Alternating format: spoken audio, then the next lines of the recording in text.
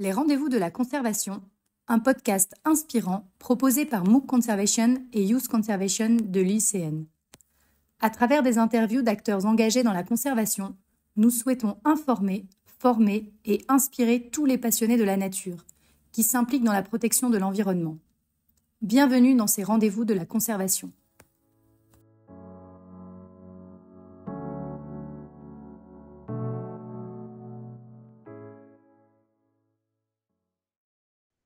Bonjour Philémon, je suis ravie de vous recevoir aujourd'hui pour un nouvel épisode de notre podcast Les rendez-vous de la conservation.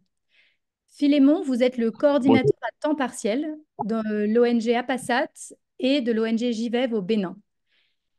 Est-ce que vous pourriez Bien nous sûr. raconter rapidement votre parcours et d'où vient notamment votre engagement en faveur de l'environnement et de la biodiversité? OK. Merci Hélène. Déjà, merci pour cette opportunité-là, pour que je puisse te présenter mon parcours. Je suis très honoré. Et mon nom, c'est Philémon Joy.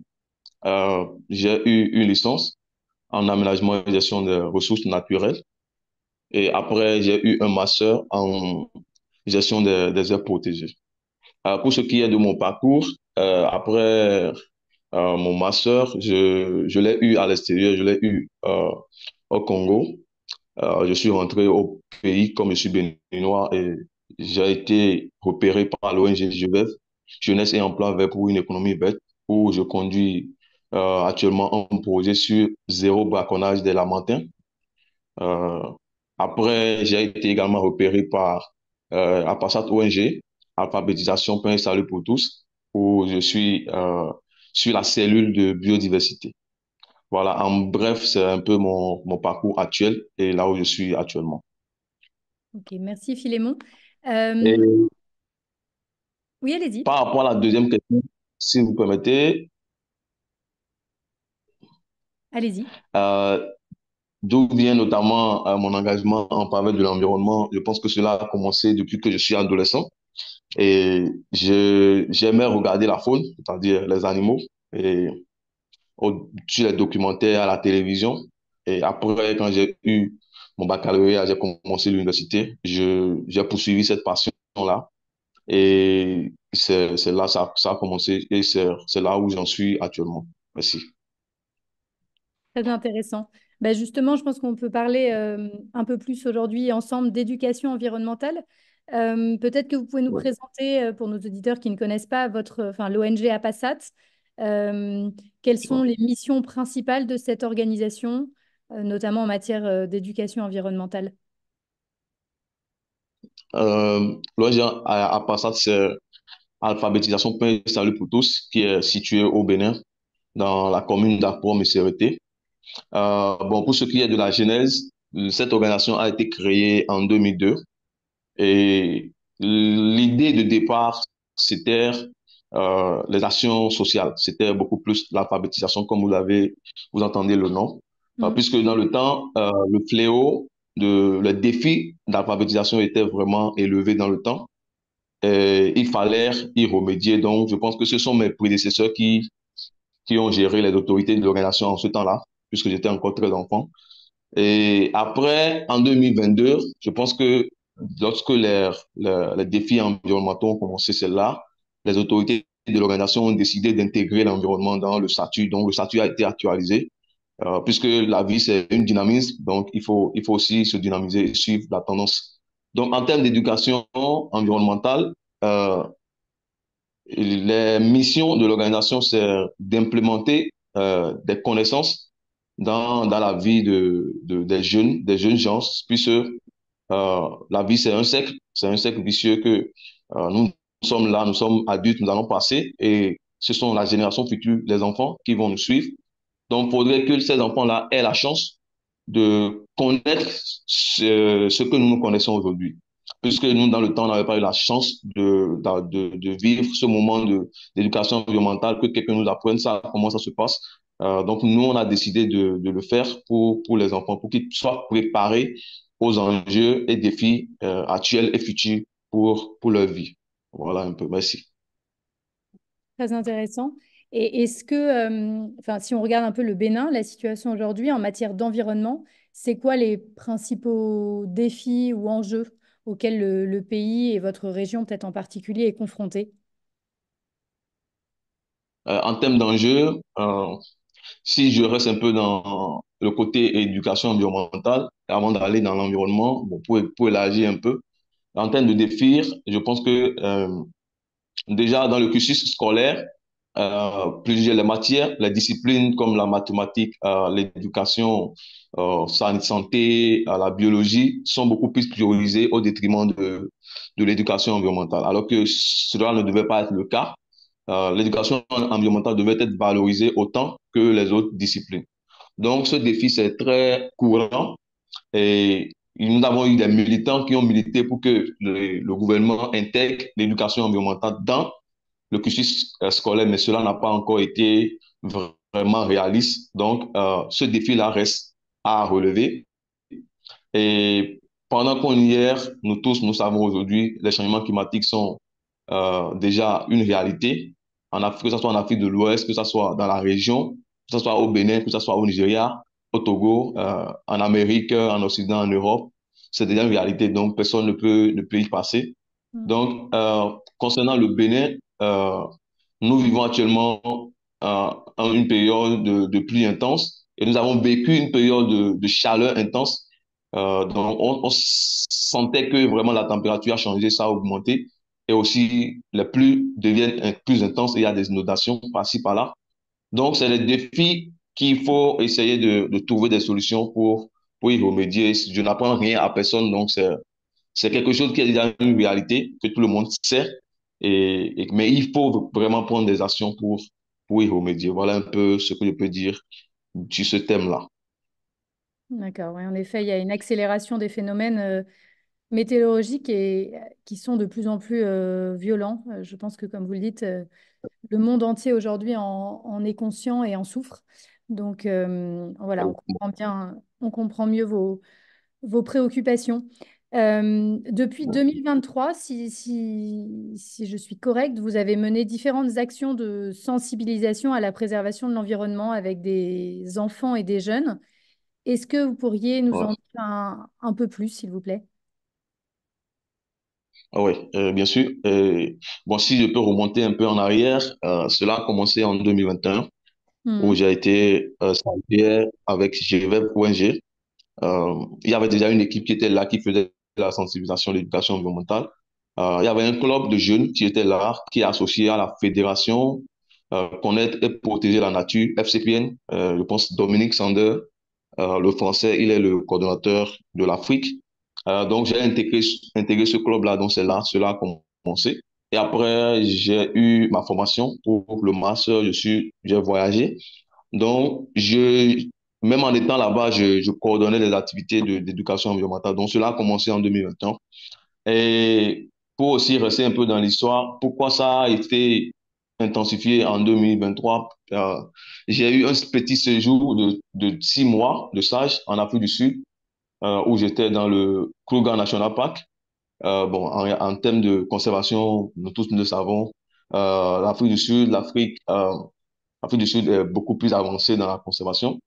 Et ce que j'ai remarqué, c'est que chaque week-end, jeudi, vendredi, samedi, il y a un grand bus qui amenait des enfants dans le parc, puisque le parc, nous vivions avec les animaux là-bas. La conservation a vraiment avancé. Euh, une- c'est juste une clôture électrique qui nous sépare des éléphants, du lion. Donc, on les voyait chaque jour. Donc, les enfants venaient chaque week-end. Euh, je ne sais pas ce qu'ils faisaient, mais j'essayais de remarquer dans le temps comment cela se passait. Je voyais que les enfants sortaient avec des guides pour aller voir les animaux et après, ils rentraient dans la salle de conférence pour faire des formations et on les éduquait sur l'environnement. Donc, ça m'avait beaucoup passionné. Donc, quand je suis rentré en 2023, en août, donc c'est là que je me suis dit, ouais, pourquoi ne pas le faire? C'est vrai que bon, nous ne vivons pas avec la faune. En plein temps, nous avons les oiseaux, vraiment, nous avons les papillons, les insectes. Mais il faut aussi faire avec les moyens que nous avons. Donc, c'est là, cela a été intensifié. Et ce que nous faisons, c'est que euh, nous essayons d'initier les enfants aux actions aux actions, par exemple, actions climatiques, par exemple. Et nous ne nous limitons pas uniquement à la sensibilisation, c'est-à-dire aller vers les enfants, discuter, les former, définition environnement, qu'est-ce qu'un arbre, tout ça. Mais nous essayons de leur initier à l'action. Qu'est-ce qu'il faut faire? C'est pas seulement connaître, mais il faut aussi prendre des actions pour son environnement. Donc, l'action première qu'on fait souvent, qui est plus directe, c'est de planter des arbres. Donc, nous-mêmes, nous nous ressourçons, nous payons des arbres, des plantes que nous octroyons aux écoles et aux enfants et nous les enseignons comment planter un arbre, une plante par exemple, et comment suivre cette plante-là. Donc, nous désignons, nous les responsabilisons pour suivre cette plante, l'évolution, et après, nous faisons des suivis 2 mois, 3 mois après.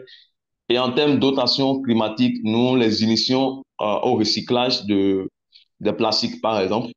Ma dernière activité, c'était le recyclage des plastiques. Donc, nous les apprenons comment prendre un plastique, une bouteille d'eau et la transformer en de pot de fleurs ou bien en la transformant en ce qu'on veut en fait. Donc, et cela a pris avant que les enfants aillent en vacances, cela a pris, ils ont mis en place des pots qui sont dans les écoles actuellement à base de plastique. Donc, c'est quelque chose que nous aimons faire et nous voyons déjà les impacts que cela peut donner. Euh, Aussi, par exemple, sur la préservation de l'environnement, l'autre côté, c'est de sensibiliser les enfants sur la biodiversité. En dehors de l'environnement, il faut aussi aller sur la biodiversité, puisque les deux sont vraiment corrélés. Euh, Nous enseignons aux enfants qu'est-ce que la faune, quelles sont les faunes que nous avons au Bénin, les faunes qui sont menacées et qu'est-ce qu'il faut faire pour la conservation de cette faune-là, pour maintenir en fait cette faune-là. Et les enfants sont, et les jeunes aussi plutôt, ils sont conscients que la faune disparaît, puisque parfois ils nous donnent des exemples, ils disaient qu'avant ils voyaient tel oiseau, telle espèce d'oiseau, mais maintenant ils ne le voient plus. Donc pourquoi? Donc nous essayons d'expliquer aux enfants pourquoi cela a été une réalité et comment il faut faire pour ne pas les perdre au fil du temps. Voilà un peu ce que je peux dire sur ce côté. Merci. Et est-ce que le fait justement d'encourager le passage à l'action, vous voyez des impacts sur les enfants, les jeunes? Est-ce que les mentalités évoluent? Est-ce que les comportements changent? Ouais, ouais pour le dire de façon réaliste, les enfants, ils ont la capacité de vite comprendre les choses, de vite cerner les choses et de les garder très longtemps. Donc, ce qu'on remarque beaucoup plus, par exemple, à mon endroit, moi, mon exemple, j'ai fait une sensibilisation sur la couche d'ozone, par exemple, comment les enjeux, comment ça se fait jusqu'à ce qu'on atteigne plutôt les changements climatiques, jusqu'à ce que la température diminue. Et quand j'ai fini la formation, je suis rentré. Après, je suis allé dans la communauté. Après, j'ai vu les enfants là, et ils ont commencé par m'appeler coup de zone, monsieur coup de zone. Donc, cela m'a vraiment touché. J'ai vu que, ah ouais, ces enfants-là, ils ont cerné en fait ce que j'ai dit, ce que je les ai expliqué. Et ils ont gardé que oui, la coup de zone existe et comment cela se passe. Et cela, j'ai compris que cela restera dans leur esprit durant toute leur vie.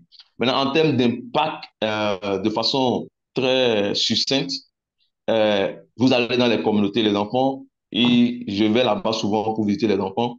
Vous voyez, ils plantent, ils m'appellent, me disent, ah, grand frère, j'ai planté cette plante-là, venez voir.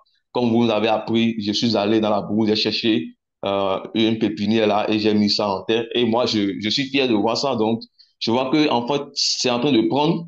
Et aussi, dans les maisons, vous pouvez voir les enfants avec qui on fait des activités de sensibilisation. Et ils commencent par ramasser les bouteilles de plastique eux-mêmes dans leur maison et ils commencent, c'est devenu comme du jeu. Ils essayent de découper pour faire des pots de fleurs, pour faire ce qu'ils veulent, pour faire des jeux comme ils le veulent. Donc, c'est vraiment impactant et on peut le témoigner. Je pense que ce n'est pas de peine perdue. Non, non, c'est sûr que c'est pas peine perdue. Au contraire, tout ce que vous semez dans le cœur des enfants, ça va, ça fonctionne en fait. Il faut démarrer le plus tôt possible. Et ensuite, c'est eux d'ailleurs qui vont aller semer la bonne parole auprès de leurs parents, de la famille au sens large et de la communauté. Et j'imagine que même au sein de la communauté, enfin des communautés, vous voyez c'est peut-être plus long, mais vous voyez des changements, des évolutions. Pour le moment, l'impact n'est pas aussi très visible en termes de communauté, mais en termes d'individus. l'impact, nous le voyons, mais en termes de communauté, je pense que ça va prendre de temps. Puisque on parle d'une grande société, d'une commune, d'un village. Donc, en termes communautaires, je pense que ça va prendre du temps. Je ne peux pas m'affirmer sur ce point que ça a d'impact déjà communautaire, mais en termes d'individus, nous voyons le changement. Donc, on sait que en termes d'impact, le changement commence déjà par l'individu pour aller à la communauté, à la société. Donc déjà, nous, les adultes, si je peux me le permettre, nous sommes déjà très durs de façon, dans notre cerveau, il faut difficilement changer de comportement, mais les enfants, eux, ils changent beaucoup plus, très vite de comportement selon ce qu'on les enseigne. Donc nous espérons que cela tienne le coup jusqu'à cela prend du temps, oui, mais il faudrait que cela soit pérenne et nous voyons peut-être d'ici 5 ans, d'ici 10 ans, l'impact communautaire. Voilà. Si je peux donner peut-être un exemple, par exemple, aujourd'hui, le jet de déchets. Avant notre temps, personne ne nous avait appris qu'il ne faut pas jeter les déchets dans les rues. Donc, nous prenons du pure water, nous jetons les sachets, tout ça. Mais aujourd'hui, nous avons eu la chance d'enseigner aux enfants de ne pas jeter les déchets dans les rues. Et avec mes activités de sensibilisation, nous octroyons plutôt, avec mon équipe, nous octroyons des poubelles aux écoles et aux enfants aussi pour qu'ils puissent les utiliser chez eux. Donc, nous les initions déjà à prendre des actions, à ne pas jeter les sachets dans les rues. Donc, nous espérons que nous, notre génération, qui jetons déjà les sachets dans les rues, et nous sommes conscients de ça, et il y a les sachets partout, nous espérons que d'ici 10 ans, les enfants qui vont nous suivre, il y aura moins de sachets dans les rues. Donc, c'est là on peut dire oui, l'impact, ça a pris l'impact, oui, c'est bon. Donc, c'est ce que je peux dire par rapport à cela. Merci. Merci, Philémon. Je voulais juste revenir sur vos projets que vous avez menés, un projet ambitieux de coexistence entre les hippopotames et les humains. C'est ça? Ah, Oui, oui, exactement. et c'est un... Bon, ce projet, c'est une idée que j'ai eue quand j'étais parti dans le village où il y a l'hippopotame. Donc, la communauté se plaignait. Déjà que je suis spécialiste de la faune et spécialiste des aires protégées. Et toujours est-il que dans les aires protégées, où il y a la faune, la population, la communauté se plaint toujours de ces trucs-là. Et la plupart, c'est les singes. Mais les partenaires aujourd'hui, les partenaires, ils veulent financer beaucoup plus les projets sur les espèces menacées ou les mammifères, les grands mammifères. Donc, souvent, c'est rare de trouver des partenaires pour le singe, les coexistences homme-singe. C'est difficile souvent de trouver des partenaires par rapport à cela. Mais pour l'hippopotame, euh, quand la communauté m'a relevé ce problème-là, puisque j'étais juste, je prends seulement mon temps, je parcours les communes pour voir quelles difficultés la population a avec souvent la faune, et que personne n'en parle. Bon, les gens sont là, on ne dit rien. Ben, c'est vrai, on ne sait pas quoi faire. Donc, mais quand même, il faut prendre des actions, il faut faire quelque chose. Donc, c'était en décembre 2023 donc, que j'ai été informé de cela. Donc, j'ai proposé le projet à DR Impact et il a accepté de financer le projet. Au début, ce qu'on disait, la coexistence homme-faune, au début, on disait, il y a 10 ans, c'est ce que les scientifiques disaient, c'était conflit homme-faune. Mais après, les scientifiques de la science sociale ont dit que quand on parle du conflit, c'est déjà quelque chose, une interaction négative. Alors que l'interaction entre l'homme et la faune, c'est autant négatif, autant positif. Donc, il faut maintenant transformer ça. Donc, c'est là le thème coexistence est venu. Donc, c'est là on dit coexistence homme-faune. Maintenant, pour ce projet-là, je vais aller directement en détail pour gagner un peu de temps. Ce qu'on voudrait faire, c'est de montrer à la communauté qu'elle n'est pas seule. Voilà. Puisque souvent, la communauté est délaissée quand la faune fait des dégâts. Euh, L'hippopotame dans la zone, c'est dans un lac, c'est un petit lac euh, où la communauté pêche, ils font la pêche et aussi ils font de l'agriculture autour du lac, à quelques mètres, quelques kilomètres du lac. Donc, l'hippopotame, déjà dans le lac, il détruit déjà les filets de pêche qui sont installés. Et aussi, quand il sort, il se nourrit des cultures, le maïs, les légumes surtout, les maraîchers qui sont là. Et la population se plaint tout le temps. Donc, nous sommes allés vers la communauté pour leur faire comprendre que oui, cela existe, mais il faut aussi voir le côté positif que l'hippopotame, ça présente dans l'eau. La bouse de l'hippopotame est une source de nourriture pour les poissons que la population pêche. Donc, cela, la population est maintenant consciente de cela et ils savent que oui, nous avons une faune avec nous, il faudrait qu'on la conserve malgré les interactions négatives qu'on a. Maintenant, qu'est-ce qu'il faut faire pour ces interactions négatives-là? Il faut développer des stratégies. La stratégie, la plupart qu'on développe, il y en a beaucoup, c'est que il faut changer la culture, puisque l'hippopotame est plus attiré par les légumes. Il faut maintenant, au lieu de cultiver les légumes, il faut maintenant changer peut-être et changer à une autre culture que l'hippopotame n'apprécierait pas. Et maintenant, il y a d'autres enjeux qui sont derrière ça. Et aussi, il faut s'éloigner de la zone vitale de l'hippopotame, puisque quand plus on est proche du lac, plus on a plus de chances que l'hippopotame détruise nos cultures. Voilà, l'autre aspect, l'autre stratégie, c'est le feu, l'utilisation du feu qu'on a enseigné à la communauté. Comment utiliser le feu sans faire du dégât, bien sûr, pour dissuader l'hippopotame de rentrer dans leur culture. Et en dehors de ça, on a fait des sensibilisations au niveau de la couche, la petite couche sociale des enfants, donc pour leur enseigner que oui, l'hippopotame existe et il faut faire telle chose, telle chose, telle chose pour euh, préserver l'hippopotame dans le village. Donc, c'est ce qu'on avait fait de façon très, très brève. Maintenant, le projet est toujours en cours, donc on a d'autres activités qui sont en cours. Donc, voilà, merci. Non, mais c'est très intéressant. Bah, écoutez, on va suivre avec intérêt ce projet et puis on pourra se reparler un peu plus tard dans l'année pour voir où vous en êtes et quels ont été les impacts pour la communauté. Justement, si on regarde, on a parlé un peu Oui, du passé, du présent, si on regarde un peu le futur maintenant, est-ce que vous avez des projets particuliers pour les mois à venir? Voilà, est-ce qu'il y a des choses déjà qui sont en cours d'élaboration et dont vous voulez nous parler aujourd'hui? oui, bien sûr. En termes de conservation, j'ai un projet sur toujours coexistence homme-faune. J'avais ce projet-là depuis 2020, depuis 2023, je pense, hein, pour le Cameroun, puisque j'étais resté là-bas. J'ai aussi vécu la situation de la communauté. Aussi, j'avais un projet conflit, coexistence homme-faune au Cameroun que je suis en train de corriger, puisque j'avais soumis aux partenaires, ils ont accepté le projet, mais ils veulent que je corrige quelques méthodologies que je suis en train de corriger actuellement pour resoumettre.